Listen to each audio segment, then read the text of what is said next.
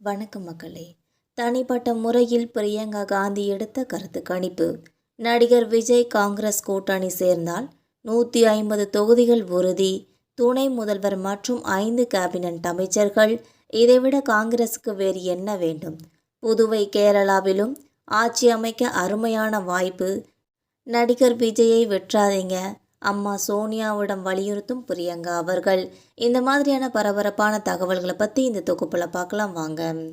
தமிழக அரசியலில் 2026 சட்டமன்ற தேர்தலை முன்னிட்டு காங்கிரஸ் மற்றும் தமிழக வெற்றிக் கழகம் இடையிலான கூட்டணி குறித்த விவாதங்கள் டெல்லி வரைக்குமே எதிரொலிக்க தொடங்கியுள்ளன.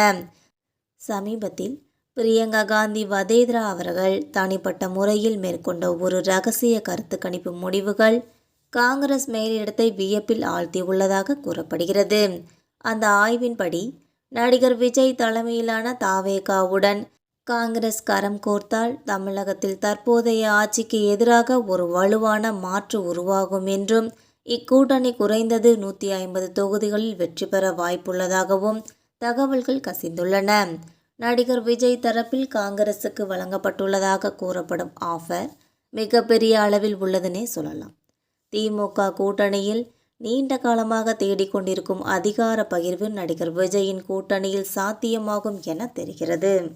குறிப்பாக காங்கிரசுக்கு துணை முதலமைச்சர் பதவி மற்றும் 5 முக்கிய கேபினட் அமைச்சரவை இடங்கள் என ஒரு கௌரவமான அதிகார பகிர்வை வழங்க நடிகர் விஜய் சம்மதம் தெரிவித்துள்ளதாக பேச்சுகள் அடிபடுகின்றன.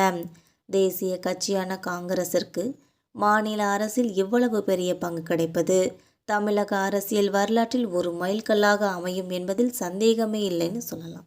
பிரியங்கா காந்தி இந்த வாய்ப்பை தவறவிடக்கூடாது என்பதில் மிகவும் உறுதியாக இருப்பதாக கூறப்படுகிறது.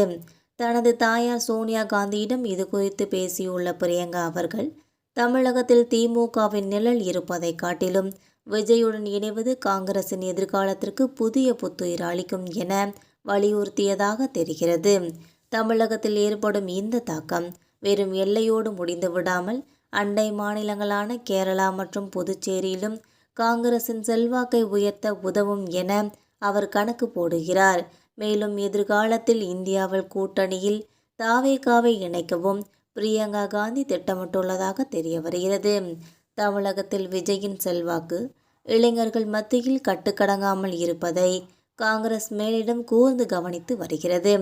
திமுக கூட்டணியிலிருந்து விலகி சுயமான அடையாளத்தை நிலைநிறுத்த இதுவே சரியான தருணம் என ராகுல் காந்தியின் நெருக்கமான வட்டாரங்கள் ஆலோசனை வழங்கி வருகின்றன. மேலும் சோனியா மற்றும் ராகுல் காந்தியின் இறுதி முடிவு என்னவாக இருக்கும் என்பதை பொறுத்தே தமிழக அரசியலின் அடுத்த அதிரடி திருப்பம் அமையும் என எதிர்பார்க்கப்படுகிறது. மக்களை, இந்த தகவல்கள் உங்களுக்கு பயனுள்ளதாக அமைஞ்சால் மறக்காமல் நம்ம சேனலை சப்ஸ்கிரைப் பண்ணி பெல் ஐக்கானை கிளிக் பண்ணி வச்சுக்கோங்க.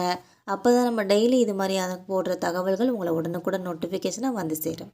தேங்க்யூ.